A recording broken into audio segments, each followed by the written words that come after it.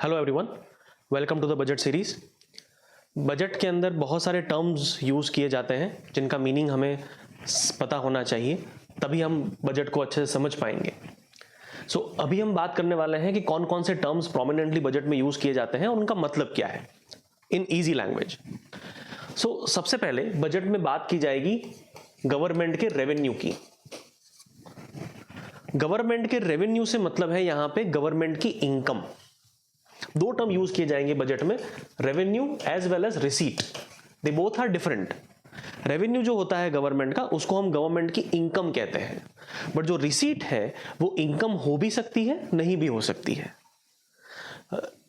इसका ये मतलब हुआ दैट रिसीट दो रास्तों से आ सकती है गवर्नमेंट के पास।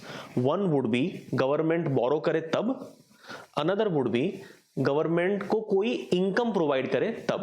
जैसे टैक्सेस, जब हम गवर्नमेंट को टैक्सेस पे करते हैं तो दैट बिकम्स गवर्नमेंट्स इनकम। और जब गवर्नमेंट कहीं से लोन लेती है तो दैट इज गवर्नमेंट्स बोरोइंग। तो अगर टैक्स रिसीट है गवर्नमेंट की तो that will be part of revenue as well as receipt. लेकिन अगर बोरोइंग है तो वो रिसीट में आएगा लेकिन वो रेवेन्यू में नहीं कंसिडर किया जाएगा, because that is not governments income. Income वो होती है जो वापस नहीं करनी पड़ती, ठीक है ना। So that is the difference between revenue and receipt. एक और तरीके से मैं डिफरेंशिएट कर सकता हूं आपके लिए। यहां पे देखिए, गवर्नमेंट जो भी मनी कलेक्ट करती है लोगों के पास से, फाइनेंशियल इंस्टीट्यूशंस के पास से, आरबीआई के पास से, उन सबको हम रिसीट कह सकते हैं। But all receipts are not government's revenue. एक स्पेसिफिक सेगमेंट जो है गवर्नमेंट की रिसीट का, सिर्फ वही हम गवर्नमेंट के रेवेन्यू के तौर पे कंसिडर कर सकते हैं। So we can say that revenue is the subset of receipt, ठीक है। सो ये मतलब है रेवेन्यू का और रिसीट का। रेवेन्यू हो या रिसीट हो, they both are inflow in the government's pocket. Government के पॉकेट में पैसा जब आता है तब उसको हम कहते हैं रेवेन्यू या receipt. Expenditure, expenditure is nothing but outflow from government's pocket.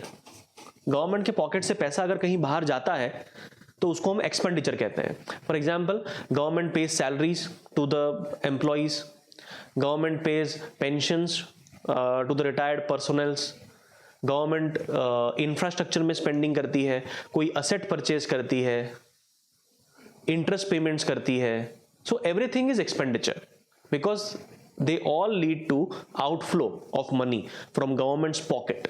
तो गवर्नमेंट के पॉकेट से जो जाता है उसको हम एक्सपेंडिचर कहते हैं, और गवर्नमेंट के पॉकेट में जो आता है उसको हम रिसीट कहते हैं। So inflow into government's pocket that is receipt, outflow from government's pocket that is expenditure, ठीक है। सो ये हो गया रिसीट एंड एक्सपेंडिचर। अब बात करते हैं गवर्नमेंट के बजट में revenue account and capital account नाम के टर्म्स यूज किए जाएंगे। तो व्हाट आर दे?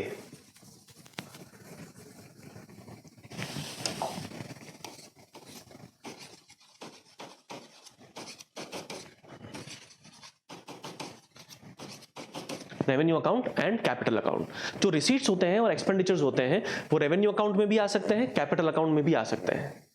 ऐसी रिसीट्स और एक्सपेंडिचर्स की जिनसे गवर्नमेंट की असेट और लायबिलिटी चेंज नहीं होती है,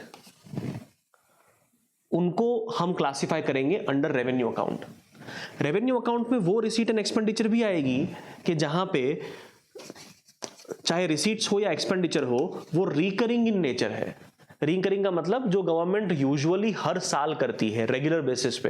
तो टैक्सेस आप जो गवर्नमेंट को पे करते हैं वो वन टाइम नहीं होते हैं, वो आप हर साल पे करेंगे। तो that is recurring receipt for government. Government जो सैलरीज पे करती है एम्प्लॉइज को, वो भी रिकरिंग एक्सपेंडिचर्स है, हर साल होने वाला है, हर महीने होने वाला है। तो जो रिकरिंग आइटम्स होती हैं जो रेगुलर बेसिस पे होती है वो रेवेन्यू अकाउंट में आती है। इसके अलावा ऐसी आइटम्स या ऐसे गवर्नमेंट के ट्रांजैक्शंस जिनसे असेट और लायबिलिटी चेंज नहीं होता है गवर्नमेंट का, तो वो भी रेवेन्यू अकाउंट में आएंगे। As far as capital account is concerned, तो इसमें वो आइटम्स आएंगी कि जिनसे गवर्नमेंट की असेट और लायबिलिटी चेंज होती है। इसके अलावा नॉन रिकरिंग आइटम्स या नॉन रिकरिंग ट्रांजैक्शंस, अगर एग्जांपल दूं मैं आपको, तो गवर्नमेंट अगर कोई कैपिटल एक्सपेंडिचर करती है इकोनॉमी के अंदर, जैसे रोड्स बना रही है, ब्रिजेस बना रही है, कोई इंस्टीट्यूशन सेटअप कर रही है, तो वो सब यहाँ पे आएगा, बिकॉज रोड्स बनाना is an asset for government.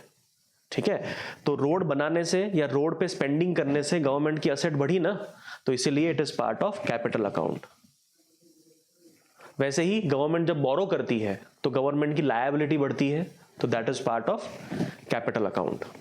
So asset और लायबिलिटी अगर गवर्नमेंट की चेंज होती है तो वो कैपिटल अकाउंट में आएगा, अगर चेंज नहीं होती है तो वो रेवेन्यू अकाउंट में आएगा। So that is the difference between capital account and revenue account.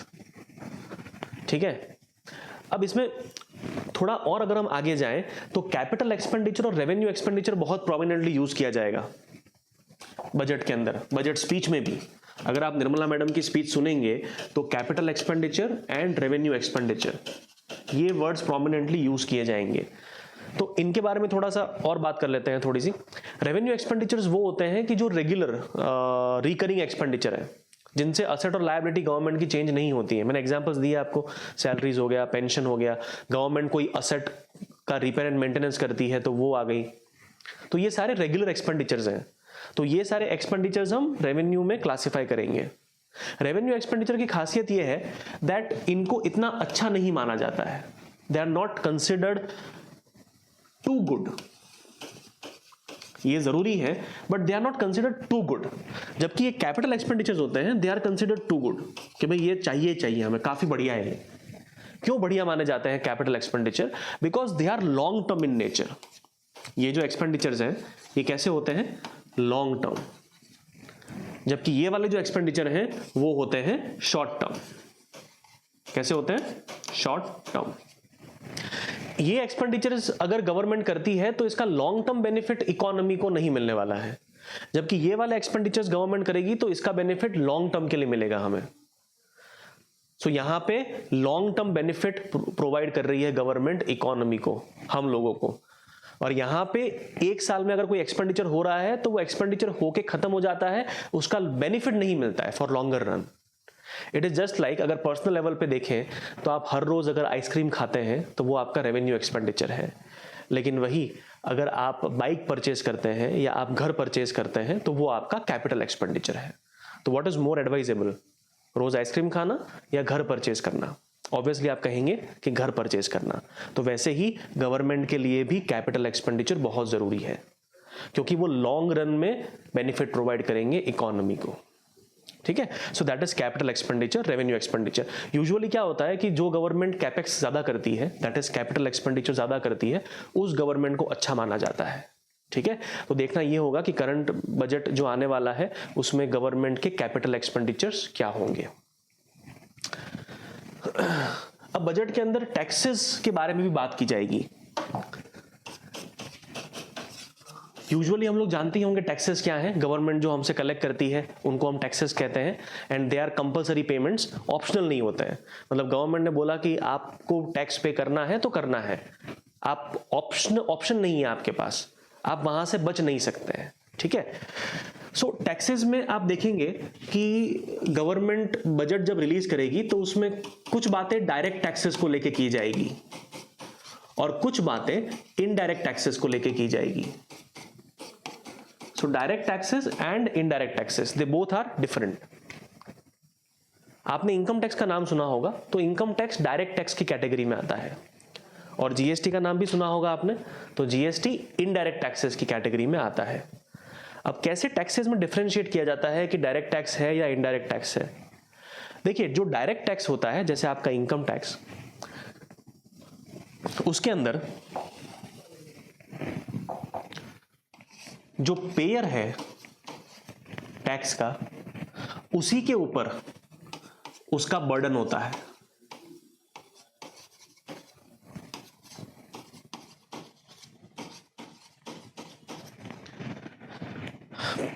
Tax जो पे करता है उसी के ऊपर टैक्स का बर्डन होता है। इसका मतलब यह है कि इनकम टैक्स या डायरेक्ट टैक्स, उसका बर्डन किसी और पे पास ऑन नहीं किया जा सकता है। मतलब आप ये नहीं कह सकते कि मेरे ऊपर इनकम टैक्स लग रहा है, पे मैं अभी कर रहा हूं, लेकिन उसका बर्डन किसी और पे मैं पास ऑन कर देता हूं, या मैं किसी और से वो टैक्स का अमाउंट वसूल कर देता हूं। That is not possible. You can not pass your tax burden on someone else in case of direct tax, ठीक है। लेकिन जो इनडायरेक्ट टैक्स है उसमें ये बेनिफिट या सहूलियत आपको अवेलेबल है कि भी the pair and the burden of that tax could be on different person।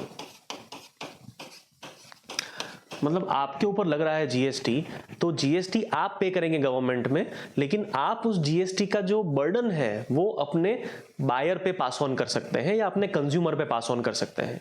तो बर्डन पास ऑन किया जा सकता है किसी और के ऊपर। जैसे आप जब दुकान में जाते हैं पेन खरीदने के लिए, तो 10 रुपए की पेन होती है, उसके ऊपर 2 रुपए का जीएसटी लगता है, ठीक है। आप दुकानदार को पे करते हैं 12 रुपए। तो जो दुकानदार है ये 2 रुपए आपसे जो कलेक्ट किए वो गवर्नमेंट में डिपॉजिट करेगा। तो गवर्नमेंट में डिपॉजिट करने की जिम्मेदारी किसकी है? आपकी नहीं है, द शॉपकीपर, उसकी जिम्मेदारी है। लेकिन उसने टैक्स किससे कलेक्ट किया? आपके पास से। तो पेयर जो है वो कौन है हमारा एग्जाम्पल में? The shopkeeper. और बर्डन किसके ऊपर है? आपके ऊपर, ऑन द कंज्यूमर। सो जो पेयर है और जिसके ऊपर बर्डन है, they both can be different individuals और डिफरेंट एंटिटीज। तो उसको हम कहते हैं इनडायरेक्ट टैक्स, और उसका एग्जाम्पल है GST, goods and service tax, ठीक है ना। तो ये डिफरेंस होता है डायरेक्ट टैक्स और इनडायरेक्ट टैक्स। एक और चीज बता दूं मैं यहाँ पे, जो गवर्नमेंट वर्ल्ड में डायरेक्ट टैक्स ज्यादा कलेक्ट करती है, इनडायरेक्ट टैक्स कम कलेक्ट करती है, उसको अच्छा माना जाता है। और जो गवर्नमेंट इनडायरेक्ट टैक्स ज्यादा कलेक्ट करती है, डायरेक्ट टैक्स कम कलेक्ट करती है, उसको बुरा माना जाता है। उसके पीछे कारण यह है कि डायरेक्ट टैक्स जो है उसमें गवर्नमेंट डिफरेंशिएट कर सकती है कि जो रिच है उसके ऊपर ज्यादा टैक्स लगाया जाए और जो पुअर है उसके ऊपर कम टैक्स लगाया जाए। बट ये वाला डिफरेंशिएशन इनडायरेक्ट टैक्सेस के अंदर पॉसिबल नहीं है। इनडायरेक्ट टैक्स में the same amount of tax will be levied on each and every individual irrespective of their income. GST जो लगता है वो सबके ऊपर बराबर लगता है। अगर आप पेन परचेस करने जाएं, आप बहुत अमीर हैं, तो आपके ऊपर भी 2 रुपए का जीएसटी लगेगा। और अगर मैं पेन परचेस करने जाऊं, मैं बहुत गरीब हूं, तो मेरे ऊपर भी 2 रुपए का जीएसटी लगेगा। अमीर गरीब का फर्क नहीं करता है जीएसटी, ठीक है।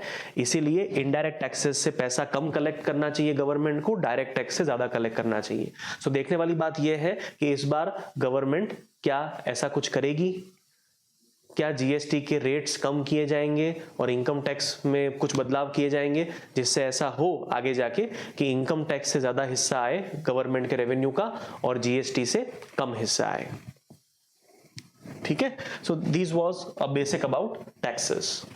आगे हम बात करेंगे डेफिसिट्स। गवर्नमेंट बजट जो रिलीज करेगी उसमें बहुत सारी अलग अलग प्रकार की डेफिसिट्स के बारे में बात करेगी।